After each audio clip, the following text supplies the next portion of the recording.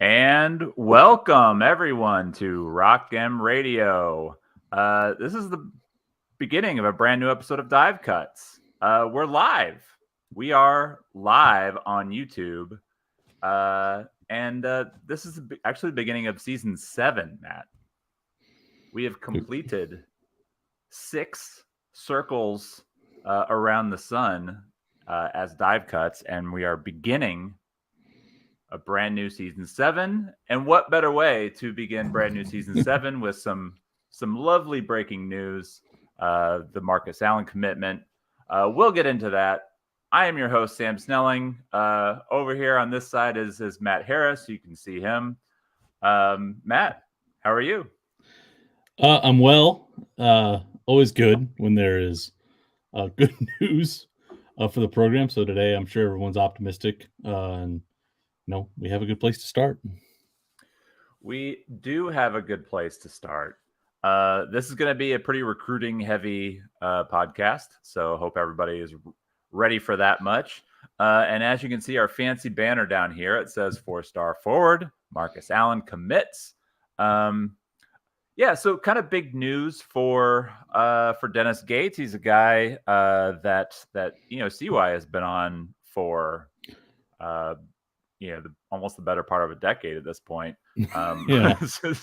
Marcus's 8th grade year, I believe, is when CY first caught wind when CY was still at Florida State. He recruited him then. He has continued to recruit him through trips to Arizona Compass prep school. Now Allen is back in South Florida. And then tonight on 247 Sports YouTube channel, he committed to the Missouri Tigers. So a lot of hard work pays off. Matt, your initial impressions of Marcus Allen and sort of like what they're getting in this top 60 player.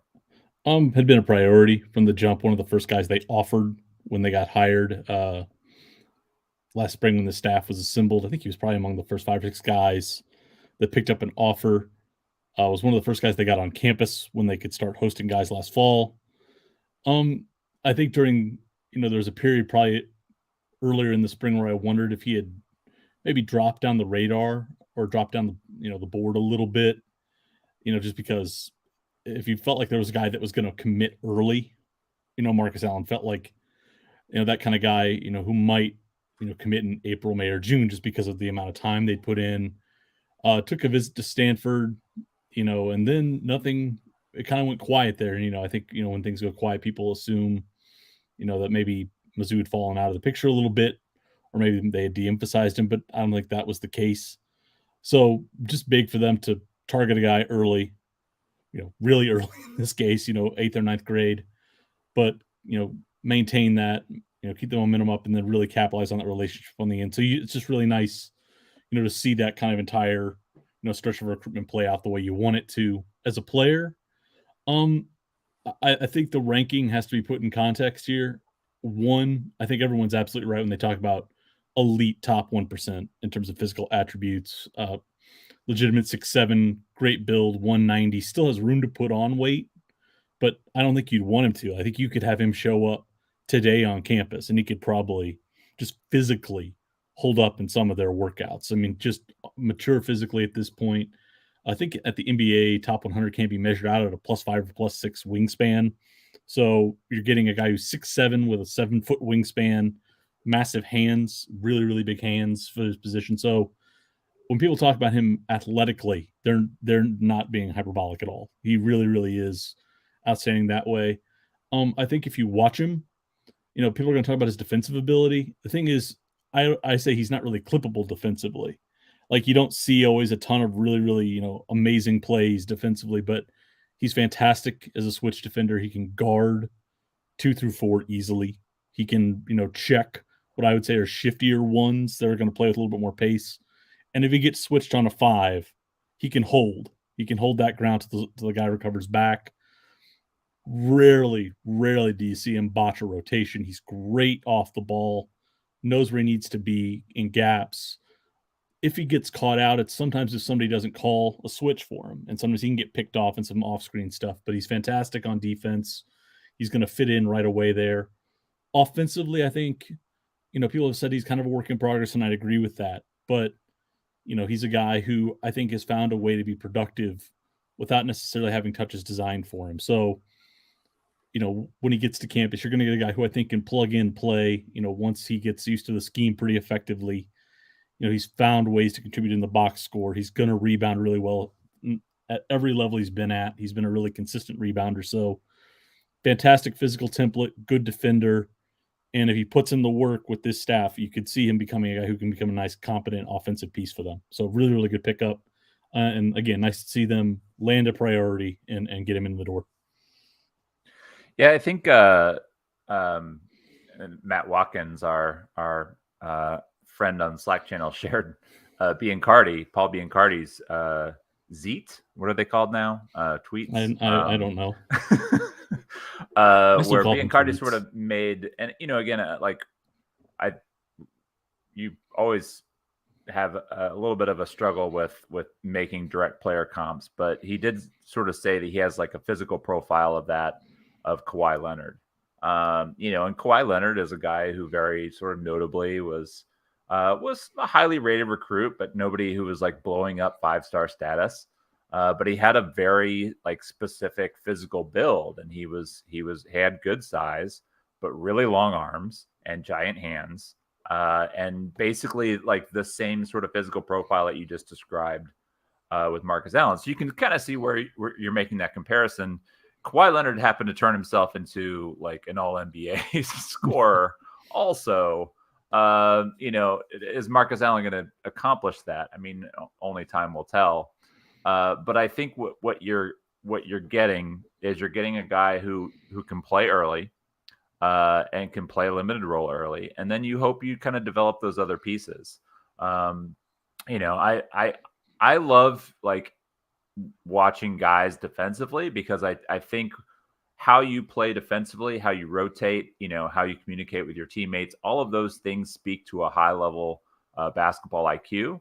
And when you have somebody that has a high basketball IQ, a lot of those other things that maybe aren't quite rounded into shape now, they tend to kind of come because guys understand the game. They know, like, he's going to need to get in the gym. He's going to get up, thousands of 3-point shots. He's going to have to make sure that his, where his shot finishes is consistent. Because there are some bugs with his game offensively. If there weren't, then he's probably a top 20. Yeah. Like he's a guy who's going to be much higher on the ring. Like the reason he's top 60 instead is because, he's got some of those bugs in his offensive game. I mean, from what you've seen, I think you've seen more of him than I have. Is there anything that you're concerned about, like with him offensively?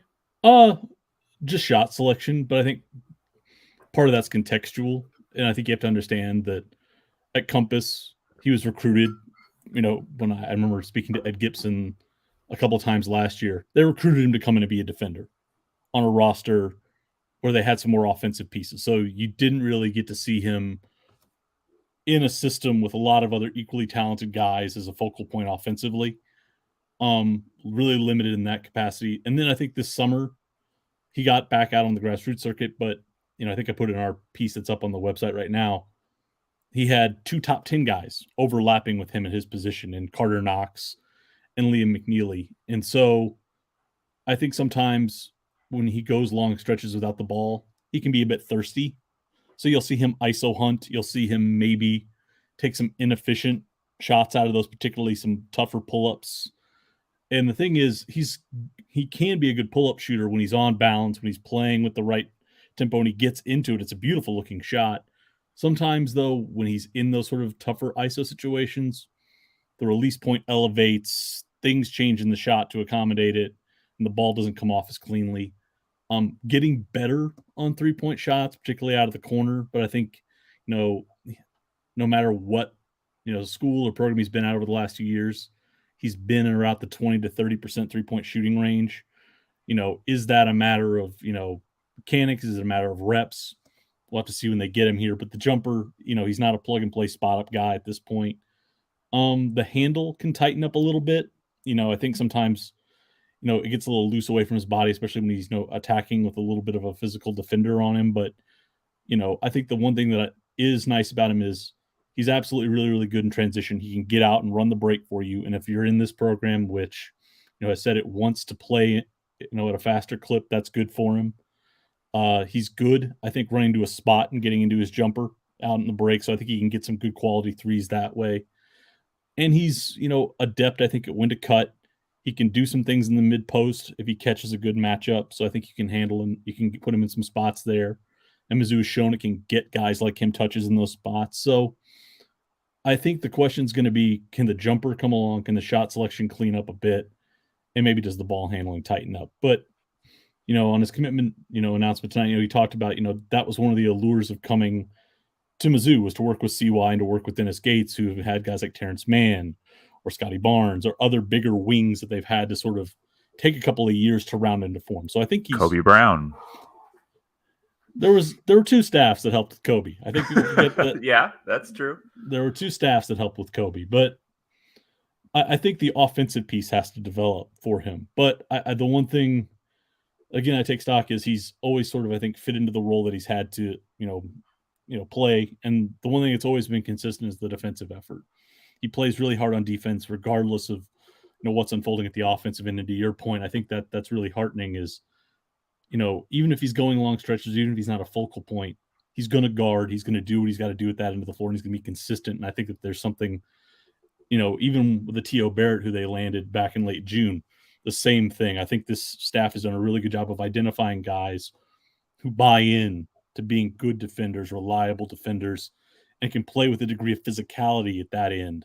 So that's really, really good. So that's going to be really important in the SEC. Yeah. Which is a straight line drive league. It really, we've talked about, it's not a high skill league. It is, it's a straight line drive at the rim type of league. Having these types of guys that can play and can, really be comfortable in that environment is really, really important. So big pickup for them in that sense. Yeah. And so it's Michael Porter Jr., Jonte Porter, Tony Mitchell, Linus Kleza, and Monte Gil Caesar as the only players who are ranked higher. Yeah. Did I miss anybody? No, I think you got everybody in there.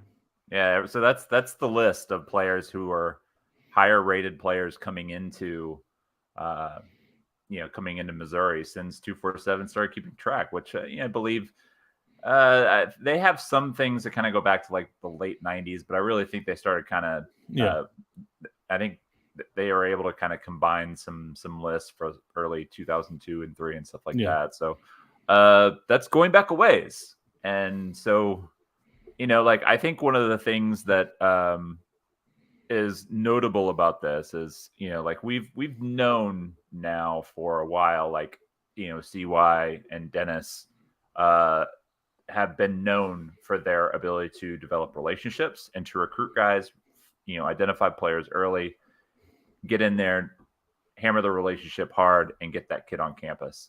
The last class that they had didn't have anybody super splashy. We've talked at quite a bit about Trent Pierce and how much we like Trent. Everybody knows about Jordan Butler's ceiling and Ant Robinson, how, kind of an exciting young player. But already you can kind of see the framework for the 2024 class as being one, that could be a step up. And we're really kind of seeing, Dennis Gates not only, elevate the style of play and what he's doing there, but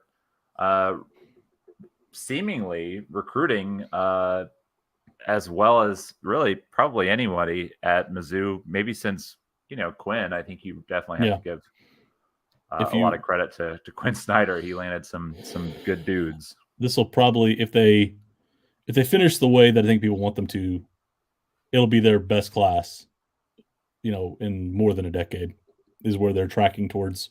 If you want to go back and look at the RSCI and try and play off of that, maybe you'd probably have to go back to, Quinn's classes to get there. Frank Haith had some good top end guys, but if you look at the average rating in some of his classes, there were some developmental guys that usually maybe dragged it down. But I think right now, if this class finishes the way some people project, Dennis Gates will not have taken a high school player lower than I think 120 in the composite out of 6 guys, assuming on how big this class is.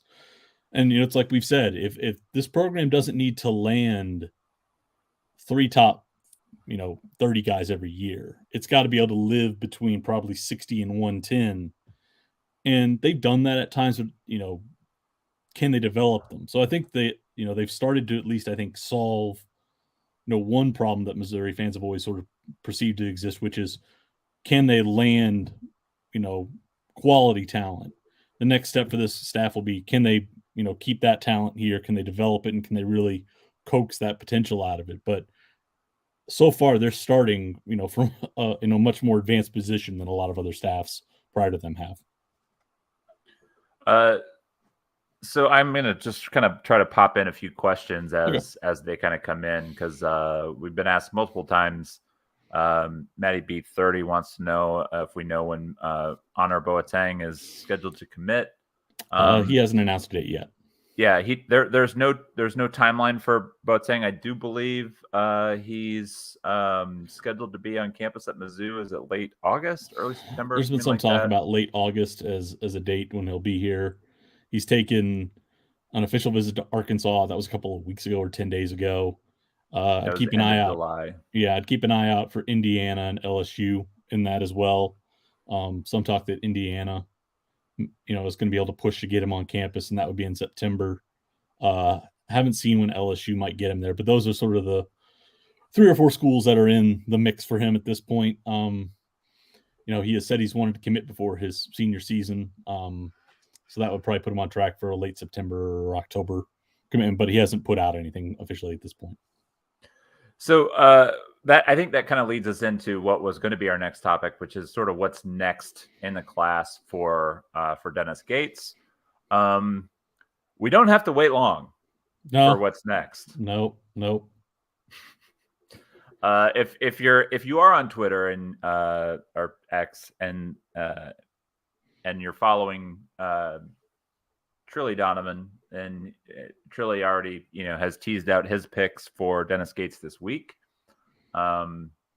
We do believe Missouri is in very good shape, as they say, for a guy who is it in the composite or is it the top 247 that Peyton Marshall is like right behind Marcus Allen.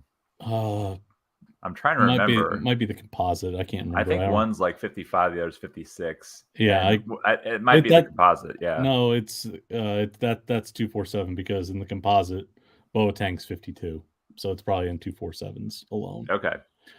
So yes. Allen's 52 in the composite. The four-star post from Marietta, Georgia. Peyton Marshall is announcing this Friday. I did not know a time. I did see that it's also going to be on 247 Sports, and their like live stream with YouTube.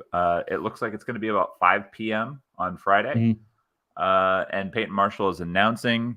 He doesn't have a list of finalists per se. There are a lot of schools that people believe to be involved. But it seems to be common knowledge at this point that recruiting intel is pointing, all signs are pointing to Missouri as kind of being the landing spot.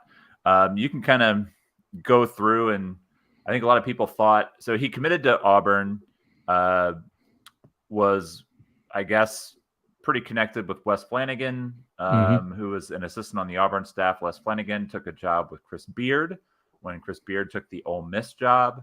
That led to Peyton Marshall decommitting from Auburn. And I think at that point, a lot of people assumed that he would just sort of follow Wes Flanagan to Ole Miss. Ole Miss offered Marshall shortly after that. But then, Ole Miss has quite an interesting roster at this point.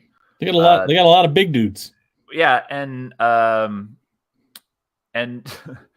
some elite size, and Cisse is a guy who we're not entirely sure if he's going to get a waiver to play this year, which could mean that he's going to expect to play like a lot of minutes next season in Oxford. Yeah.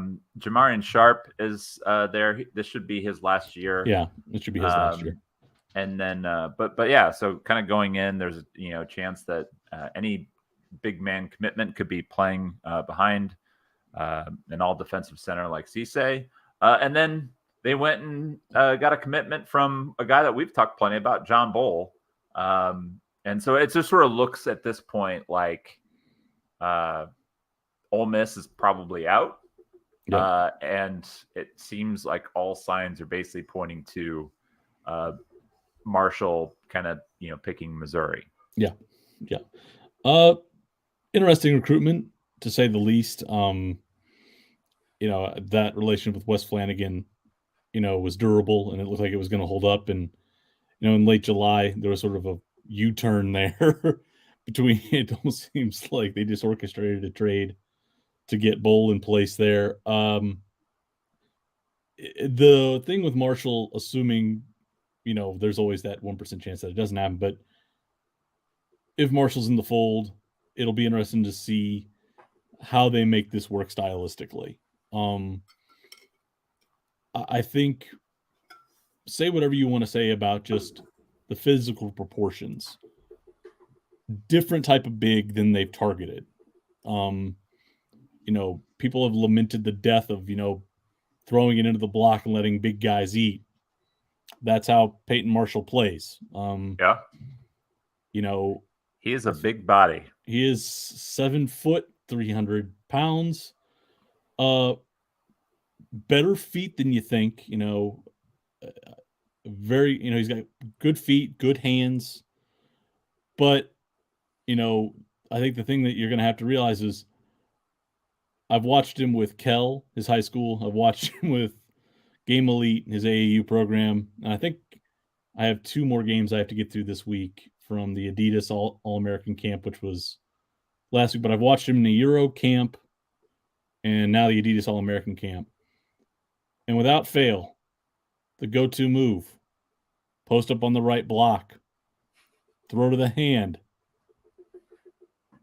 rhythm clear, rhythm dribble, drop step baseline. That's the play. Yeah. And coaching staffs figure out very quickly, just send doubles from the baseline side and hard double him. Yeah. He is a good passer. I think what teams figure out is you wait for that rhythm dribble and then you send the double, because he will catch and hold and wait for that guy to clear, and then he can make good decisions passing off the post.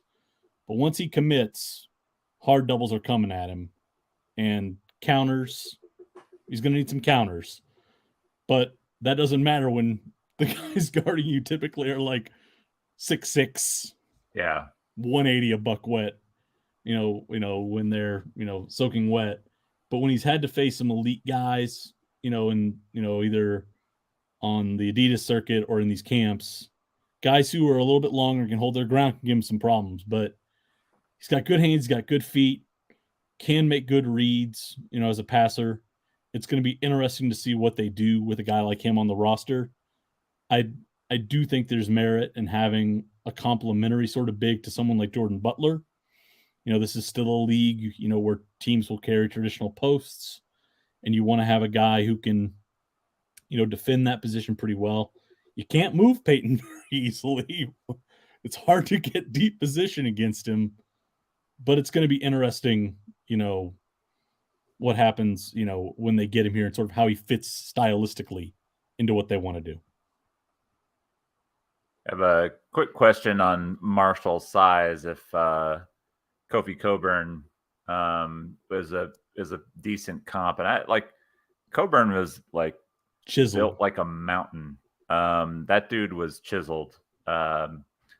Marshall's got a little more work, but he's strong and he's wide. But he's not quite as built sculpted from granite. Yeah. Is that fair? Kofi was a solid dude, and not not taking anything away from Marshall. Marshall is big and strong, and there's a reason why he's effective and will probably be a very good college player. But I think there's going to be some work that the strength conditioning coaches have with him to try to develop his body a little bit more. And make sure that conditioning wise he's up and all that kind of stuff. But he is certainly a guy that again, it is a little bit against type. But at least as far as what we were kind of expecting, I think you and I both sort of thought that that Bull made a lot more sense because of his mobility, his ability to kind of get out and defend away from the basket and also protect the rim. But as it turns out, Dennis loves skill, and I think that Bull is a ways off skill wise, and I don't think that Marshall is all that far away. I think he's a guy you could really develop and could become as good of an outside shooter as really anybody in the class. So kind of moving past Peyton, since I think we're going to have more opportunities to go deeper into his game. But we did get sort of a question here from Bradley. I always like the fact that as soon as I put up the broadcast on YouTube, like Bradley logs in and asks a question. Like I respect that. I think this question's been in the hopper since a little after 6. So the question, obviously, if Honor Boateng and Peyton Marshall commit to Missouri, who would we like the 5th commitment to be? And I definitely think that if you're ranking priorities for the staff, I think Boateng is probably number one. Even of the guys that are already committed, like I think they're deep in there and they're going to work to pull it off. Yeah. And with Marshall, and Mizzou fans, just so we are aware, it is Peyton. Just so we don't Tillman spell the way that man's future. So Marshall, Boateng, if that's like you're sitting on a 4-man class and you're looking at 5. Another commenter mentioned, Bishop Boswell. I know you love Bishop Boswell. I love Bishop Boswell. I would be very happy if you have a 5-man class and it includes Boateng and Bishop Boswell. I think I love that guy. Yeah, I think that would sort of round it out for me. Would be Boswell. That would be a tough defensive 5-some too. We talked a lot about the defense last year. You're rectifying that with this class. Before we mention names, you talked about kind of how this class juxtaposes with 23. I think last year was sort of a bet more on skill, and we knew coming in guys were going to have to develop physically. We sort of have the inverse this year, where I think we're going to at least with T.O. Barrett, with Marcus Allen, and with Peyton Marshall, there's going to be some physically all these guys. For the most part, are going to be ready to go, and they're going to be able to play as freshmen. Defensively, all of them can hold and guard their spots. They're all, especially, I think I enjoy watching T.O. and Marcus play defense. It really is, fun to watch them guard and fun to watch them play at that end. I think Peyton, if the body rounds out, can be a really, really good defender. So I think what they've done is they've sort of flipped it that way, where I think they've really bet on a physical archetype in this class. And, to me, Bishop Boswell would be a perfect sort of way to cap it.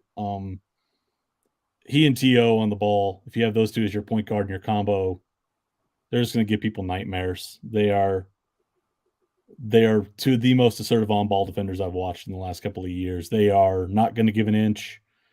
They know how to go up to that line, of being physical, without getting out of position and without fouling. They both play with an absolute edge on that end of the floor. They want to get in guys' face. I think that if you thought about last year's team, I don't know if there were guys who really had that. These guys have that edge to them.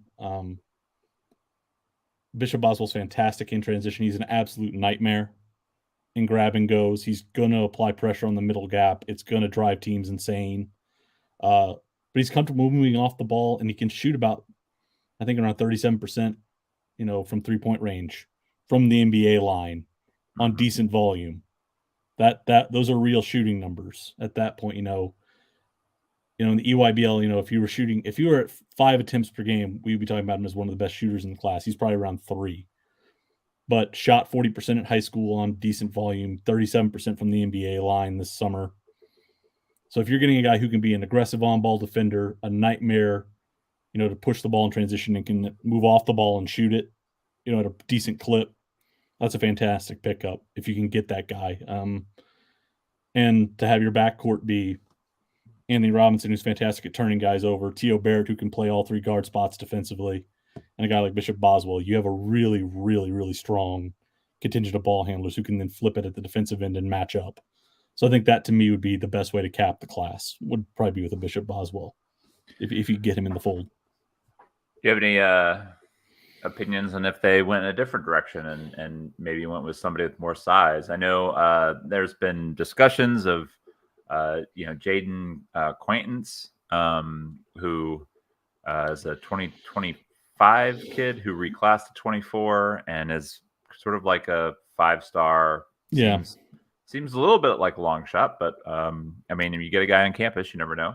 Yeah.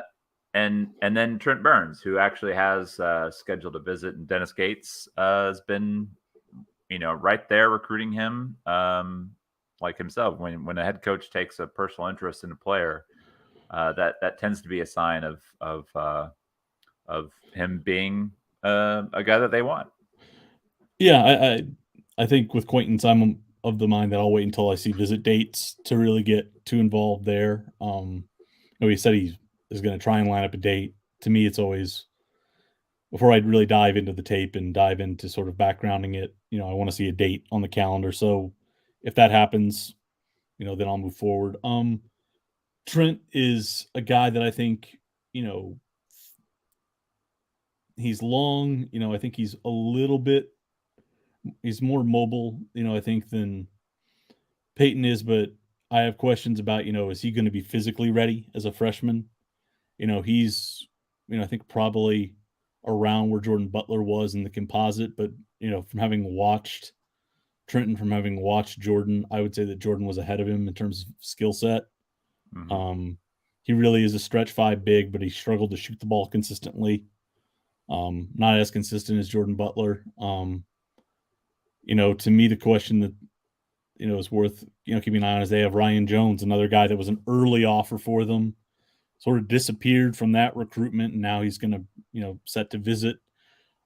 I think if you were to parse it this way, Honor Boateng is more of a 2 and 3. He can play combo and wing. Marcus Allen is a 3 and 4. He can play the wing in the 4 spot, and I consider, Jones to be more of a straight 4.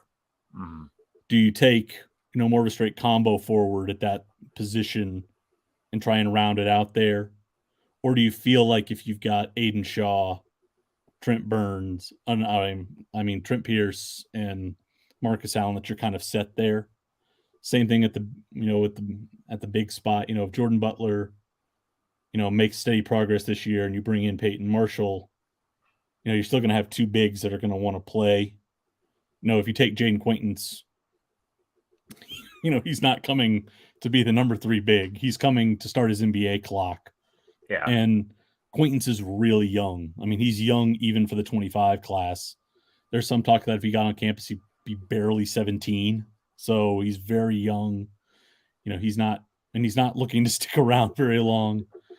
Trent Burns is a guy who I think is, a guy you're going to take on in a developmental spot. Honestly, I think if this is just me speaking, not speaking for the staff, I would want to go get an experienced big out of the portal in the spring to round out my depth. So for me, I would turn everything I have to Bishop Boswell. and try and get, it's still a guard-driven game at this level. You can never have too many guards who can initiate offense, especially in this system. It kind of toggles back and forth. And, just what he can do defensively, I think is really, really good. So he would be, even if you looked at the entire spectrum of guys that are out there, I would still say that Boswell would be my top pick at this point. Yeah, I think you and I are in agreement there, not to be unexciting. I am intrigued by Trent Burns. I mean, he's 7'2", that's some pretty good size. He doesn't move all that well, but guys that young at that size, maybe that's something that you could develop. Particularly with a good strength and conditioning program.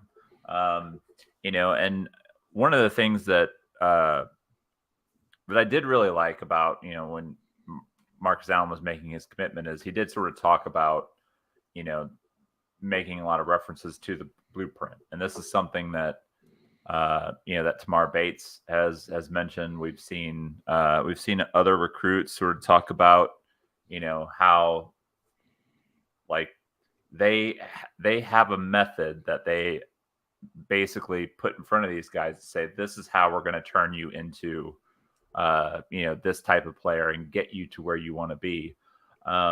And I also think when you consider some of the videos they've been putting out with some of the newcomers. I remember Caleb Grill kind of mentioned it being really kind of like a player driven program. So allowing guys sort of be there for themselves and let them determine their own fate, I think is giving them the strength, as long as you're providing the plan. It sounds like that message is resonating. It resonated with Marcus Allen, seemed to with Teo Barrett, must have with Peyton Marshall. Yeah, this is the thing. I mean, we have to. I think obviously it's good that they're landing talent, of this caliber.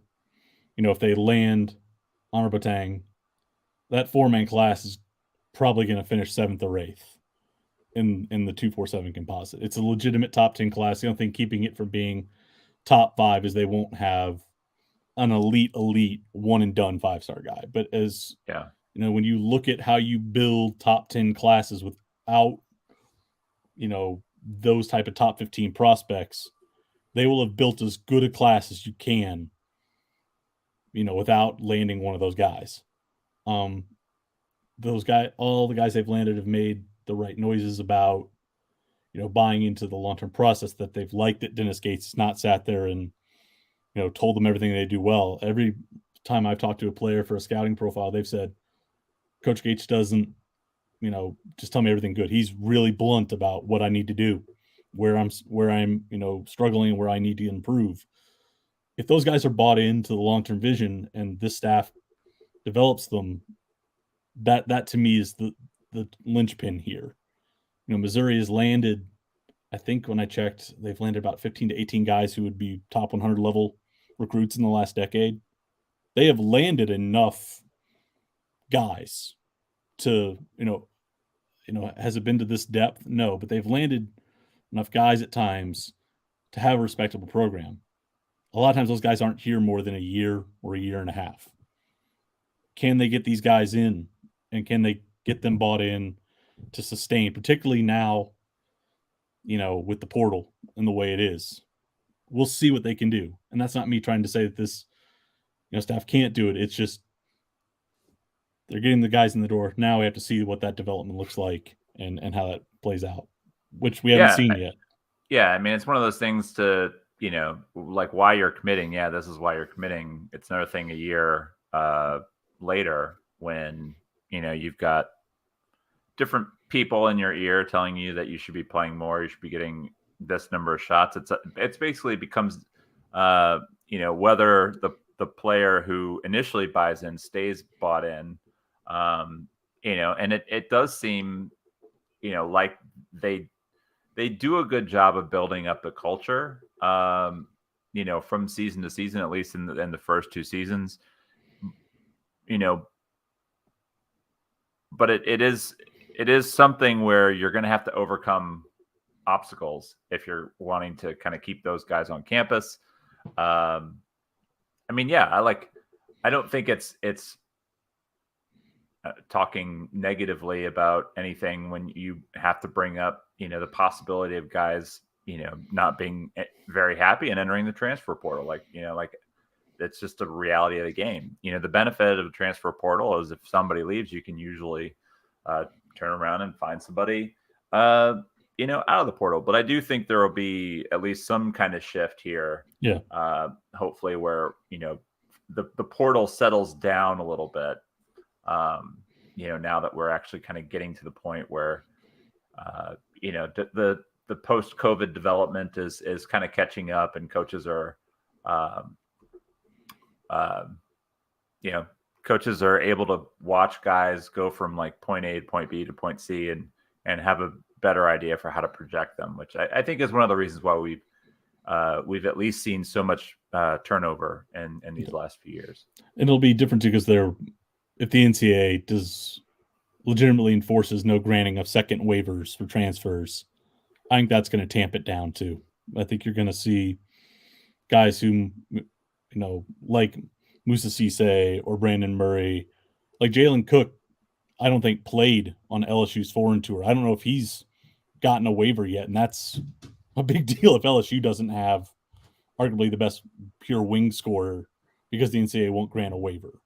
So yeah. I think and I think what will also help is if we get, I do agree that the transfer portal window probably only needs to be a month. You get April to, build through the portal, to get out and go do what you need to do. No second waivers. I think it will really tamp that down. It'll allow guys and staffs to, do what they need to do quickly, and then turn their attention back to the guys on the roster. That's been one thing I've read consistently, and I can see their point is, if we're having to do portal stuff into May and into the start of like player development period, why do some guys want to stick around if it feels like we're not there to develop them and put in that time, with our team? So I think it'll shift. I thought this might be a year where they would still only go 2 to 3 spots and look heavier at the portal.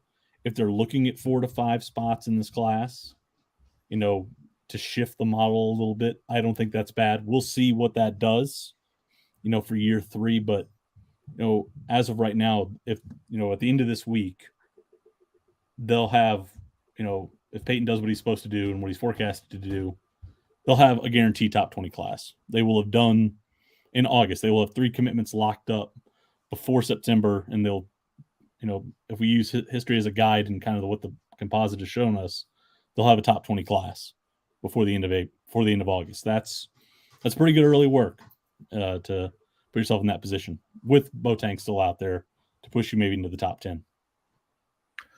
So I do want to kind of wrap this up pretty soon here, but we have one last question I'm going to put up from Kyle. Wants to know if, and I'll let you answer this, because if you feel it's Mizzou and Arkansas for Boateng, I think if you talk to Arkansas fans, they certainly think it's all about Arkansas. I think it's to be determined, but I'll let you.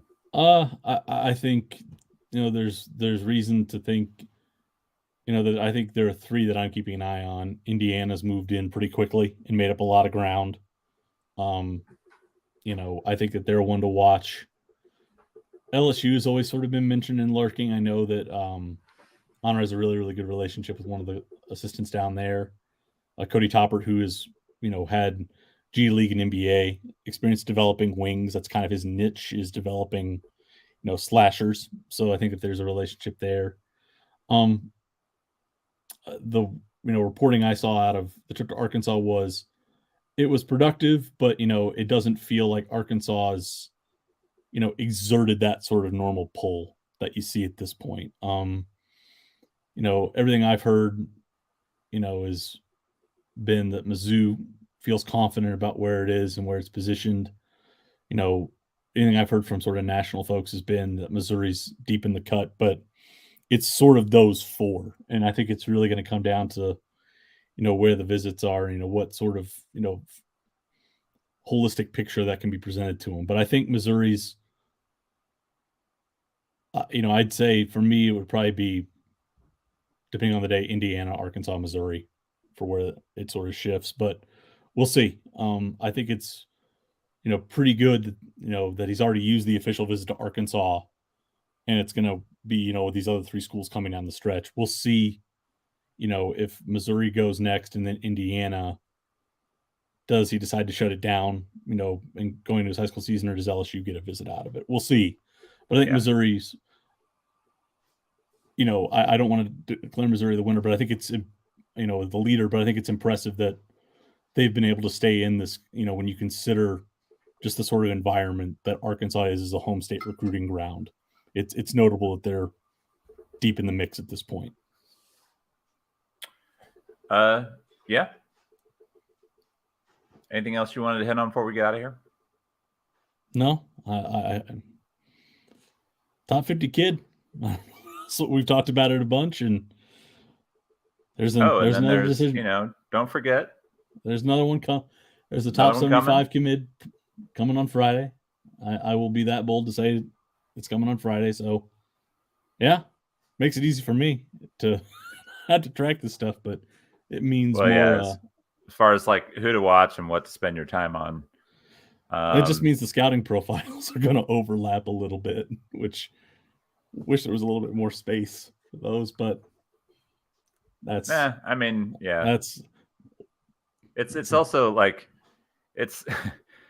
We also had a comment that was basically saying it's a good time to be a not only a Mizzou basketball fan but a Mizzou football fan, because their football seems to have come through with some good NIL packages for some local in-state recruits. That bill that was passed, what was that, last year, or was that in the spring? It was this spring.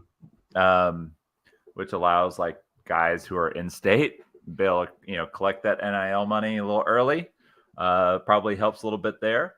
But yeah, like if Drinkwitz pulls off 2 5-star commitments, what I think Winery is Williams Winery, I think I'm saying that right, is committing like next week, and Wingo originally had a commitment date of like December, but I think that's possible it might get moved up.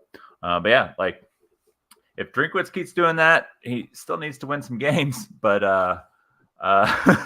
but with Dennis Gates, and this is a basketball podcast, we are strongly focused on basketball. I like what Dennis Gates and CY are doing as far as putting together the kinds of classes that I think they want and the kinds of players they want to develop. It's going to get interesting, going to be fun, and the realignment stuff is going to make these leagues all kinds of crazy. But I'm just amazed. You know what happens when you pay for a proven associate head coach? It's amazing what happens. Yeah, like you had made that kind of the point, is just like previous head coaches didn't really have anybody like CY setting them up, and there's a lot to be said for that. Like we've talked for years about Missouri's investment into the basketball program. The investment pays off. Like, yeah, weird how doubling your lead assistant coach's salary. Wow. Hey. It's crazy. What now happens? you get Jordan Butler and Ant Robinson and Peyton Marshall, Marcus Allen. Yeah. Peyton Marshall. Is CY the CY's lead on Marshall on Peyton? Yeah.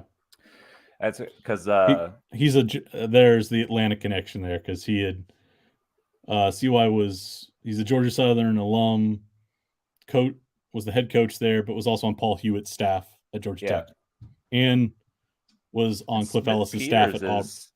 Smith Peters is lead on Boateng, right? Lead on Boateng and lead on Barrett. So yeah, big. Meanwhile, Coach Nutt just sitting back, just like, "Go guys!" I think I don't want to dismiss Dickey on Boateng, because the Arkansas connection can't be ignored. yeah. His son is with the Arkansas. He does know Arkansas. He does. He does. And he's putting in some work, I think, on some 25 and 26 kids down there. So I'm not going to be Williams is next Monday. So for anybody, yeah. So this is Kid Amnesia is my album on the wall back there. I am a big Radiohead fan. So I also have LCD Sound System down here, which is the Electric Lady Sessions. I don't have a ton of like vinyl, but I like to decorate with things that I'm passionate about. Oh, you decorate with it. You don't I'm all about, and Matt's favorite right here is the E.H. Taylor lineup. I know. I know. Yeah. I just want to get that in there. We can't. I know I'm gonna catch flack for saying this. People dragging Zoe for not recruiting like this. They didn't pay. Zoe didn't have a $600,000 lead assistant, and didn't have a $1.1 million staff budget. They gave Michael Porter Sr. $325,000 a year. Just saying, when you add 20% to the staff budget and you pay the lead and you give a coach $600K to hire arguably the best recruiter, results improve. Like, that's not meant to dismiss everything that happened under Zoe or all like the last couple of years of Zoe, but I think it doesn't quite make up for him, believing that a team with lead guards of don't Boogie you shame Coleman Boogie. Boogie's at Nebraska now. Boogie Coleman and he's going to run Gordon, the point. Fred has brought him in to be a point guard. And oh man, good luck, Fred. I like want to email Fred, be like, Fred, I have video for you. I will go back on record and fully admit that in the right role, I think Boogie can succeed at this level. But as your like primary lead guard, no. Like if he's a floor spacer, if he's like your he shot 38% honestly, like if he's three, if he's like sixth, seventh guy, like coming off the bench, spacing the floor, can't really trust him to guard anybody, but I mean, he can hit some threes. Yeah, if that's the role. But anyway, we have we've digressed. We've digressed. Are there any other questions we should get to before we get out of here? No. We're, at this point, we've just got people talking about Radiohead, so I think we're good. So everybody, make sure that you are subscribed to this channel. We appreciate those subscriptions. It's really going to help us grow this channel. We're trying to do more of these live podcasts. Expect Nate and BK to be live here soon. I don't know if they're going to do it this week, but they will be doing it soon. And we will have Quentin is coming up with some stuff for the pod. So all kinds of things are coming to the YouTube channel. Make sure you're subscribed and you get it. If you're not subscribed to the YouTube channel, you can still get all of the podcasts through the regular podcasts, however you listen to your podcast, whether it's Apple Podcasts, Google Play Store, Spotify, all those things. We are still, and you can still listen through the browser. So we will always have these put up in the web browser on the website. You can listen there. Thanks for tuning in, everybody. This is exciting. Sixth best recruit since 247 started keeping track. Thank you, Dennis Gates. That's exciting. It's fun to talk about. And we'll be back to talk more Mizzou basketball probably sometime after this Friday event. Yeah. Sometime after the next guy commits. Yeah. All right. Thanks, everybody. Have a good night. See you, everyone.